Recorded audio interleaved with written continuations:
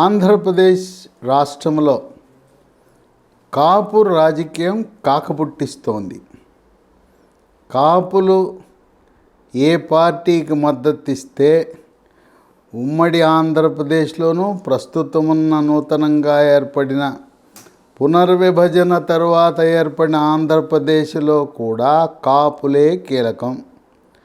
ఆ కాపులు అత్యధికంగా నివసిస్తున్న ఉభయ గోదావరి జిల్లాల్లో పశ్చిమ గోదావరి జిల్లాలో 15 సీట్లు, తూర్పు గోదావరి జిల్లాలో 19 సీట్లు ఉన్నాయి. ఈ 34 సీట్లు కాపులు ఆంధ్రప్రదేశ్లో ఒక మాట మాట్లాడుకుంటారు. ఈ ఎన్నికల్లో ఈ పార్టీకి మద్దతు ఇద్దాం, ఈ పార్టీని గెలిపిద్దామని నిర్ణయానికి వస్తారు. మనం గత చరిత్ర చూస్తే 1983లో ఎన్టీ రామారావు తెలుగుదేశం పార్టీ పెట్టినప్పుడు కాపు సామాజిక వర్గం ఎన్టీఆర్కి టీడీపీకి మద్దతు ఇచ్చింది. తదుపరి నాదెళ్ల భాస్కర్ రావుని అడ్డం పెట్టుకుని ఇందిరాగాంధీ ఎన్టీ రామారావుని ముఖ్యమంత్రిగా పదవి నుంచి తోసేసినప్పుడు రామ్లాల్ గవర్నర్ యొక్క ఆయన అక్రమ చేష్టల వల్ల రామారావుని తొలగించారు, ఎన్టీ రామారావుని. అప్పుడు మళ్ళీ ఎన్నికలు జరిగితే సభను రద్దు చేసి ఎన్టీఆర్ మళ్ళీ ఎన్నికలు జరిపితే 1985లో కూడా కాపు సామాజిక వర్గం కాపు జాతి అంతా తెలుగుదేశం పార్టీకి వరుసగా 83, 85లో కూడా మద్దతు ఇచ్చారు. 89 వచ్చేసరికి సీన్ మారింది. కాపు జాతి తెలుగుదేశం పార్టీకి దూరం అయ్యారు, కాంగ్రెస్కు దగ్గరయ్యారు. 89లో కాపులందరూ కూడా కాంగ్రెస్ పార్టీకి పట్టం కట్టారు. 89 తర్వాత 5 సంవత్సరాల ఆనాటి కాంగ్రెస్ దుష్ట పాలన, ముఖ్యమంత్రుల మార్పు, రెడ్డి సామాజిక వర్గం యొక్క ఆధిపత్యం భరించలేక 94 వచ్చేసరికి మళ్ళీ తెలుగుదేశం పార్టీని ఆదరించి 94 విజయం ఎలా ఉందంటే ఎన్టీఆర్ పార్టీ పెట్టినప్పుడు రానంత మెజారిటీ, 83లో రానంత మెజారిటీ 94లో 235 సీట్లను కైవసం చేసుకుని కాంగ్రెస్ పార్టీకి కేవలం 25 సీట్లు వచ్చి ప్రతిపక్ష హోదా కూడా కోల్పోయే పరిస్థితికి, దయనీయమైన పరిస్థితికి కాంగ్రెస్ పార్టీ 94లో నెట్టబడింది. ఆ 94లో కాపు జాతి సహకరించబట్టే తెలుగుదేశం పార్టీ అధికారంలోకి వచ్చింది. 99లో కూడా చంద్రబాబు నాయుడు కాపు సామాజిక వర్గం మద్దతుతోనే రెండవసారి ముఖ్యమంత్రి అయ్యాడు. 2004 సంవత్సరం వచ్చేసరికి రాజశేఖర రెడ్డి కాపు సామాజిక వర్గం పెద్దలందరినీ దగ్గర తీసి మళ్ళీ 2004 వచ్చేసరికి కాపులు తెలుగుదేశం పార్టీకి దూరమై రాజశేఖర రెడ్డి వల్ల కాంగ్రెస్ పార్టీకి దగ్గరై కాంగ్రెస్ పార్టీకి మద్దతు ఇవ్వటం వల్ల 2004లో కాంగ్రెస్ పార్టీ విజయం సాధించింది. ఆ 2004లో కాంగ్రెస్ పార్టీకి కాపు జాతి మద్దతు ఇవ్వకపోతే రాజశేఖర రెడ్డి ముఖ్యమంత్రి అయ్యేవాడే కాదు. ఇక 2009 వచ్చేసరికి సీన్ మారింది. అప్పుడు మెగాస్టార్ చిరంజీవి ప్రజారాజ్యం పార్టీ పెట్టారు. ఈ ప్రజారాజ్యం పార్టీ ఒంటరిగా పోటీ చేయటం, రాజకీయ అనుభవం లేకపోవటం, సరైన సలహాదారులు కొరవటం వల్ల ఆశించిన ఫలితాలు సాధించలేకపోయింది. 2009లో చంద్రబాబు నాయుడు కూడా ఒక పొరపాటు చేశాడు. ఆయన టీఆర్ఎస్ పార్టీతో పొత్తు పెట్టుకుని మహాకూటమని తెలుగుదేశం, సిపిఐ, సిపిఎం టీఆర్ఎస్ పార్టీతో పొత్తు పెట్టుకున్నాడు. ఈ టీఆర్ఎస్ పార్టీతో పొత్తు పెట్టుకుని వాళ్ళ బలానికి మించి సీట్లు ఇచ్చాడు. సరే, పొత్తు పెట్టుకున్నా నష్టం లేదు. ఆ రోజు 50 సీట్లు కోరితే 50 సీట్లు ఇచ్చాడు తెలంగాణలో. ఆ తెలంగాణలో 50 సీట్లు ఇవ్వటమే కొంప ముంచేసింది. అసలు వాళ్ళకి అంత బలం లేదు. 50 టీఆర్ఎస్ పోటీ చేస్తే కేవలం 10 సీట్లనే గెలిచింది టీఆర్ఎస్. అంటే 40 సీట్లు అనవసరంగా కాంగ్రెస్ పార్టీకి కట్టబెట్టినట్టుంది. ఆ విధంగా పొత్తులో ఉండే భాగస్వామ్య పక్షాలు వాళ్ళ శక్తినికి మించి సీట్లు తీసుకోవటం వల్ల ప్రధాన భాగస్వామ్యం పట్టికి బాగా దెబ్బ తగులుతుంది. దెబ్బ కూడా మామూలు దెబ్బ తగలదు, ఓటమి దిశగా పయనిస్తుంది. అందువల్ల నిజమైన పొత్తు అంటే ఏదైతే పెద్ద భాగస్వామి పక్షం ఉందో వాళ్ళు ఎమ్మెల్యే సీట్లు ఎక్కువ తీసుకుని గెలిచిన తర్వాత ఎమ్మెల్సీలు కావాలంటే సగం కాదు, 60% కాదు, 75% భాగస్వామ్య పక్షాలకు ఇవ్వచ్చు. అలాగే జిల్లా పరిషత్ చైర్మన్లు, కార్పొరేషన్లు, అలాగే నగర మేయర్లు, మున్సిపాలిటీల్లో కూడా మిత్రపక్షాలు చిన్న చిన్న భాగస్వామ్య పక్షాలకు అక్కడ ఇవ్వచ్చు. కానీ శక్తికి మించి వాళ్ళ బలానికి మించి వాళ్ళకి సీట్లు కేటాయించడం వల్ల ప్రధాన పార్టీ ఏదైతే ఉందో అది నష్టపోతుంది, అధికారంలోకి రాదు. 2009లో తెలుగుదేశం పార్టీ చాలా బలంగా ఉంది.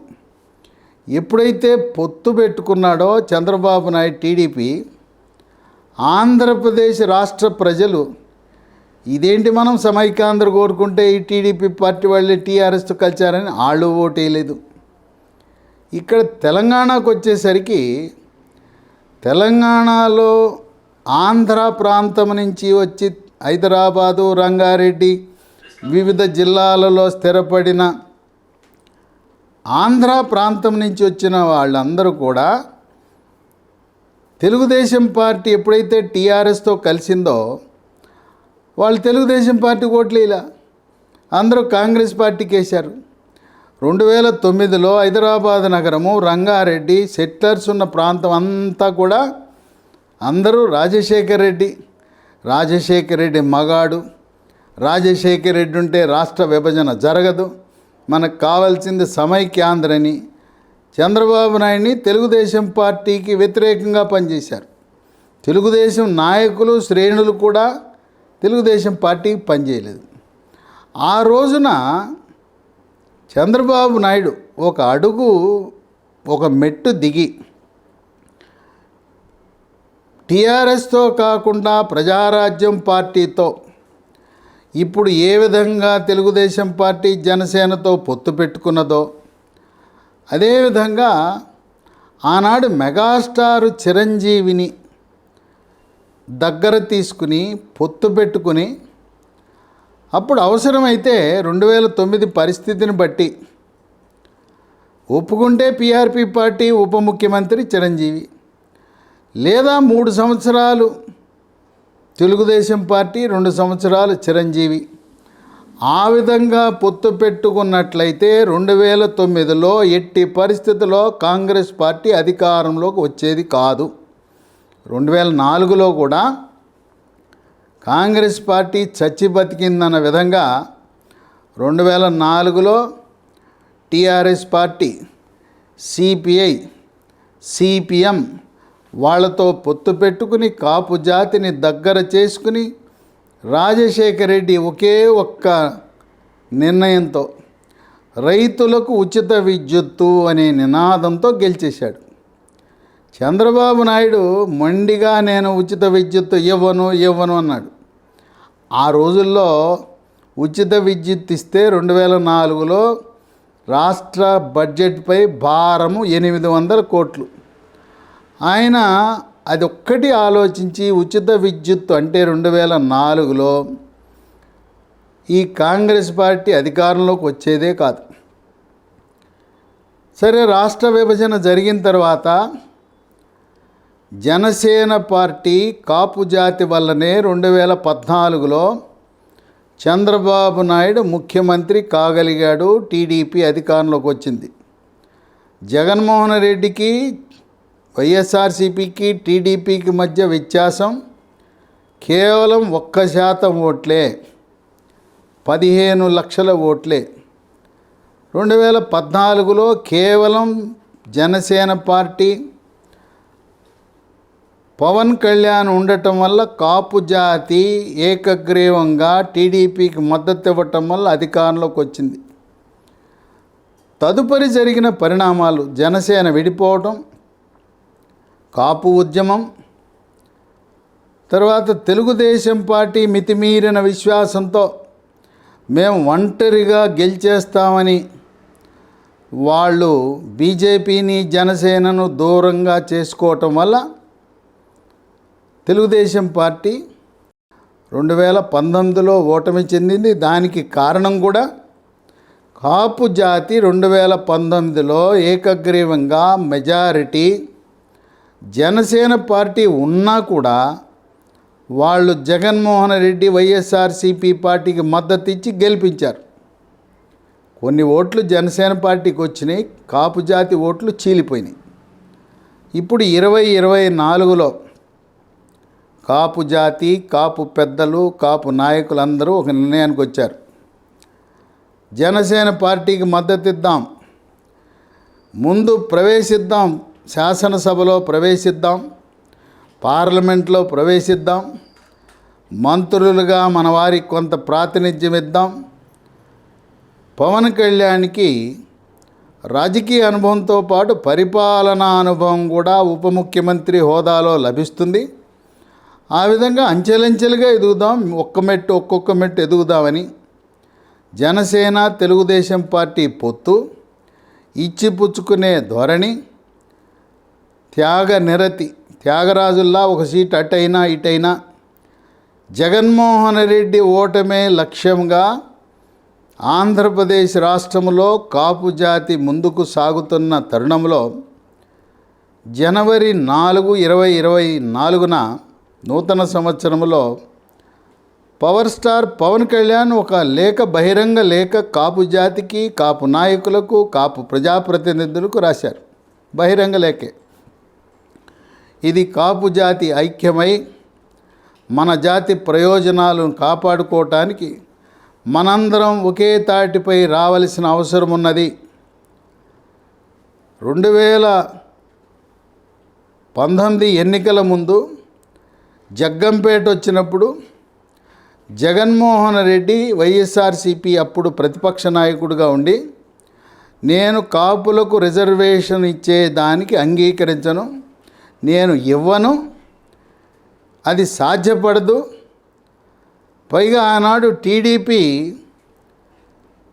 కాపులకు అగ్రవర్ణాల పేదలకు ఇచ్చిన 10% రిజర్వేషన్లో 5% కాపులకు కేటాయిస్తే ఆ 5%ని కూడా రద్దు చేశాడు జగన్మోహన్ రెడ్డి.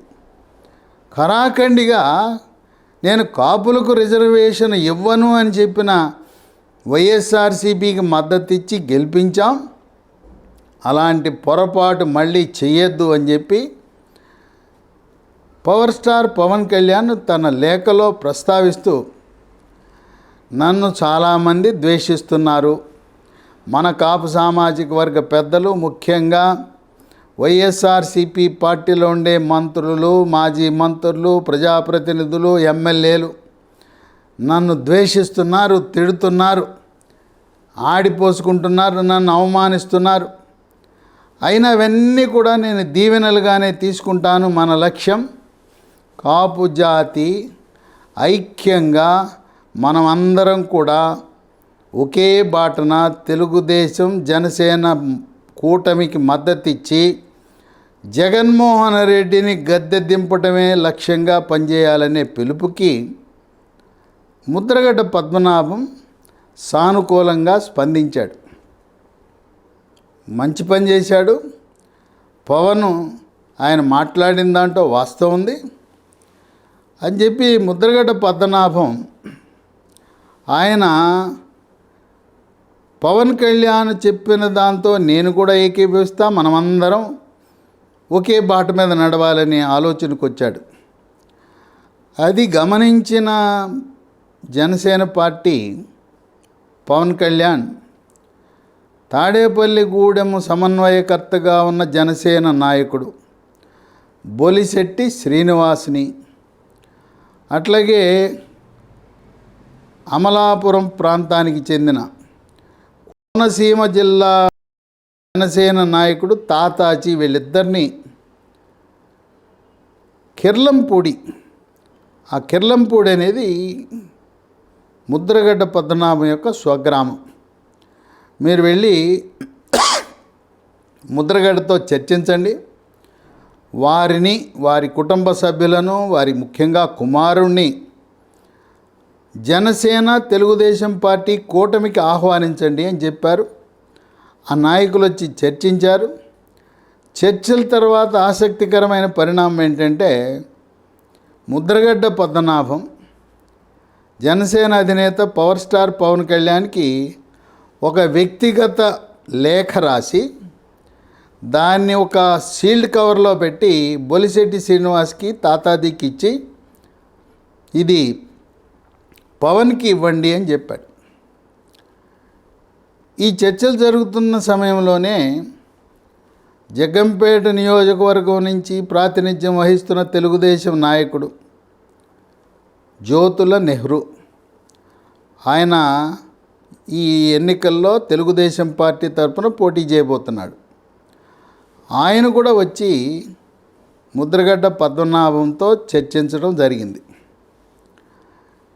ఇప్పుడు గిరిబాబు, ముద్రగడ్డ పద్మనాభం వారి కుమారుడు, ఆయన ఇచ్చిన సమాచారం మేరకు మమ్మల్ని వైఎస్ఆర్సీపీ వాళ్ళు మా కుటుంబాన్ని కానీ, మా తండ్రి ముద్రగడ్డ పద్మనాభాన్ని కానీ పరిగణలో తీసుకోలేదు. జిల్లాలో ఉండే అన్ని ఎమ్మెల్యే సీట్లకు వాళ్ళు అభ్యర్థుల్ని ఖరారు చేసుకున్నారు. ఏదో దూతలను పంపించారు మా దగ్గరికి. వాళ్ళు నిజంగా ముద్రగడ్డ పద్మనాభం కుటుంబాన్ని వైఎస్ఆర్సీపీలో చేర్చుకోవాలనే ఆలోచన లేదు. అందువల్ల మేము వైఎస్ఆర్సీపీ పార్టీలో చేరటం లేదనే స్పష్టత ఇచ్చాడు. దాంతోపాటు కుమారుడు గిరిబాబు, మేము తెలుగుదేశం పార్టీ జనసేన కూటమిలో చేరుతున్నాం, అది తెలుగుదేశమా జనసేన అనేది త్వరలో నిర్ణయం వెలువడుతుంది. కానీ ఇప్పుడున్న పరిస్థితుల్లో ముద్రగడ్డ పద్మనాభం కుటుంబం జనసేన పార్టీలో చేరే అవకాశాలు ఎక్కువగా కనపడుతున్నాయి. గిరిబాబు కుమారుడు ఇచ్చిన సమాచారం ప్రకారం మా తండ్రి, నేను ఇద్దరం కూడా పోటీ చేయబోతున్నాం. వాళ్ళ ఆలోచనలో కాకినాడ లోక్సభ సీటు, గతంలో కాకినాడ లోక్సభకు 1999లో ముద్రగడ్డ పద్మనాభం తెలుగుదేశం పార్టీ తరపున పోటీ చేసి గెలిచారు. ఆ లోక్సభ, అలాగే సొంత నియోజకవర్గం పత్తిపాడు, అట్లాగే 2009లో ఓట్లు చీలిపోవటం వల్ల ఆ రోజు 2009లో ముద్రగడ్డ పద్మనాభం కాంగ్రెస్ పార్టీ తరపున నిలబడి ఓటమి చెందాడు. ముద్రగడ్డ పద్మనాభం ఓటమికి కారణం ఏంటంటే, అక్కడ పిఆర్పి పార్టీ తరపున వంగా గీత, ప్రస్తుత కాకినాడ ఎంపీ, ఆమెను పిఠాపురం శాసనసభ్యురాలుగా పోటీ చేయమని సీటు కేటాయించారు. ఇప్పుడున్న పరిస్థితులను బట్టి కాకినాడ లోక్సభ కంటే కూడా ముద్రగడ్డ పద్మనాభం పిఠాపురంలో పోటీ చేసే అవకాశం ఉంది. కుమారుడు గిరిబాబు పత్తిపాడు, ఈ 2 సీట్లలోనూ వాళ్ళు పోటీ చేయడానికి రంగం సిద్ధం చేసుకున్నారు. అయితే పిఠాపురంలో సీటు ఆశించాడు జనసేన పార్టీ తరపున Tea Time Uday Srinivas. Tea Time అనే ఒక ప్రముఖ కంపెనీకి వ్యవస్థాపక చైర్మన్. ఆయన్ని పిఠాపురంలో సీటు ఇవ్వలేకపోతే ఆయన్ని కాకినాడ లోక్సభకు పంపిస్తే, ఎందుకంటే టీ టైం ఉదయ్ శ్రీనివాస్ కాపు సామాజిక వర్గానికి చెందినవాడు, కాకినాడ లోక్సభ ఏ పార్టీకి చెందిన వాళ్ళైనా గత చరిత్ర చూస్తే తెలుగుదేశం అయినా కాంగ్రెస్ అయినా కాపు సామాజిక వర్గానికి చెందిన వారు మాత్రమే లోక్సభ సభ్యుడిగా గెలుస్తారు. అందువల్ల కాకినాడ లోక్సభ పరిధిలో ఉండే 7 అసెంబ్లీ సెగ్మెంట్లు కూడా అన్ని నియోజకవర్గాల్లో కాపు సామాజిక వర్గం అత్యధికంగా ఉంది. వాటిలో కూడా పిఠాపురం కాపు జాతికి కంచుకోట లాంటిదే. పిఠాపురంలో ముద్రగడ్డ పద్మనాభం పోటీకి దిగితే వంగ గీత ఈయన కుల పెద్ద, ఈయన ధాటికి ఆమె నిలబడే పరిస్థితి లేదు. ముద్రగడ్డ పద్మనాభము జనసేన తెలుగుదేశం పార్టీ కూటమిలోకి వచ్చి తండ్రి కొడుకులు ఇద్దరూ పోటీ చేస్తే తూర్పుగోదావరి జిల్లాలో ఉండే 19 సీట్లు, ఆ జిల్లాలో ఉండే పార్లమెంట్ లోక్సభ సీట్లు, అక్కడ రాజమండ్రి ఉంది, అమలాపురం ఉంది, అన్ని సీట్లు వైఎస్ఆర్సిపి పార్టీకి లభించే అవకాశమే కనపడటం లేదు. పశ్చిమ గోదావరి 2014లోనే 15 సీట్లు జనసేన తెలుగుదేశం బీజేపీ కూటమి కైవసం చేసుకుంది. 3 లోక్సభ సీట్లు రాజమండ్రి, నర్సాపురం, ఏలూరు 3 కూడా తెలుగుదేశం బీజేపీ జనసేన కూటమి కైవసం చేసుకుంది. 2014 నాటి పరిస్థితి పునరావృతం కాబోతున్నది 2024లో. ఆ విధంగా కాపు జాతి ఒక నిర్ణయానికి వచ్చి 2024 ఎన్నికల్లో జనసేన తెలుగుదేశం పార్టీ కూటమికి, బహుశా కొద్ది రోజుల్లో బీజేపీ పార్టీ కూడా ఈ కూటమితో కలిస్తే ఈ 3 పార్టీల కూటమిని 2014లోలా గెలిపించాలనే వ్యూహంతో ముందుకు సాగుతున్నారు. దాదాపు అన్ని గ్రామాలలో కూడా అన్ని జిల్లాలలో కూడా ఏకాభిప్రాయం వచ్చింది. కాపు సామాజిక వర్గానికి చెందిన రాజకీయ నాయకులు, మాజీ ప్రభుత్వోద్యోగులు, వ్యాపారవేత్తలు, కాంట్రాక్టులందరూ కూడా ఒక నిర్ణయానికి రావటం వల్ల జగన్మోహన్ మార్పులు చేర్పులు, ఆయన ప్రభుత్వ ఉద్యోగులను మార్చిన విధంగా జిల్లా బదిలీలు, ఒక జిల్లా నాయకుడిని మరొక జిల్లా, జోన్లు, మొదటి జోన్లో ఉత్తరాంధ్ర విశాఖ, శ్రీకాకుళం, విజయనగరం, రెండో జోన్లో తూర్పు పశ్చిమ కృష్ణ, మూడవ జోన్లో నెల్లూరు, ప్రకాశం, గుంటూరు, నాలుగో జోన్ రాయలసీమ. జిల్లా జోన్ల బదిలీలు చేస్తున్నారు ప్రభుత్వ ఉద్యోగులు చేసినట్టే. ఇక దీనికి తోడు అంతర్రాష్ట్ర బదిలీలు.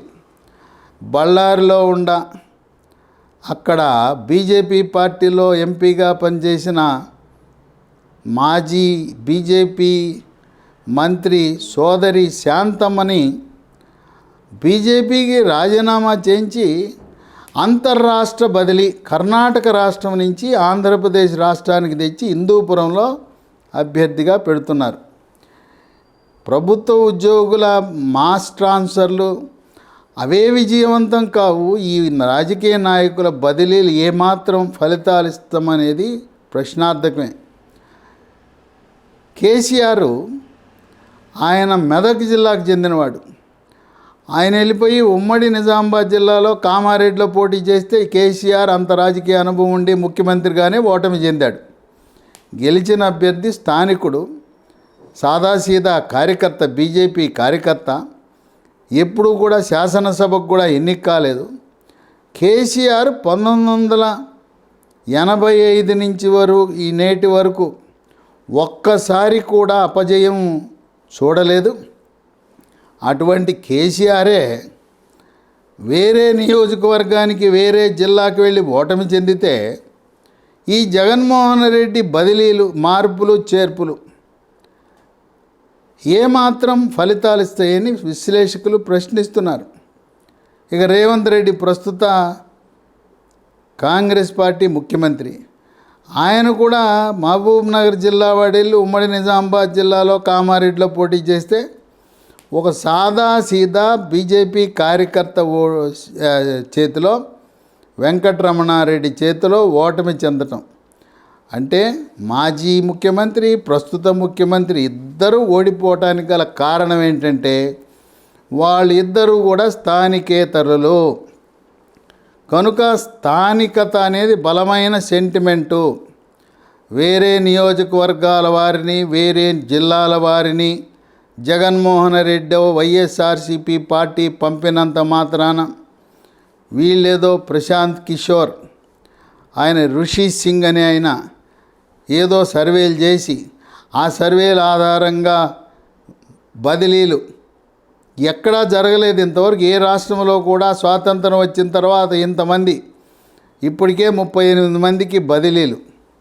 మళ్ళీ ఆ బదిలీల్లో కూడా ఎమ్మెల్సీలను ఎమ్మెల్యేలు, ఎమ్మెల్యేలను ఎంపీలు, ఎంపీలను ఎమ్మెల్యేలు, ఈ విధంగా గందరగోళం. దీనివల్ల ఏమాత్రం ప్రయోజనం ఉండదని అనుభవజ్ఞులు, రాజకీయ విశ్లేషకులు భావిస్తున్నారు. ఏది ఏమైనా ఈసారి 2024లో ఆంధ్రప్రదేశ్ రాష్ట్రంలో కాపు జాతి జనసేన, తెలుగుదేశం పార్టీకి మద్దతు ఇస్తున్నారు కనుక వైఎస్ఆర్సీపీ పార్టీ ఎన్ని బదిలీలు చేసినా, చేర్పులు మార్పులు చేసినా, ఎన్ని పిల్లి మొగ్గలేసినా వైఎస్ఆర్సీపీ పార్టీ ఎట్టి పరిస్థితుల్లో అధికారంలోకి రాదు. ఆ ఉభయ గోదావరి జిల్లాలో ఉండే 34 సీట్లను, అంతేకాకుండా కృష్ణా, గుంటూరు, ప్రకాశం, రాయలసీమలో కాపు సామాజిక వర్గాన్ని బలిజ అంటారు.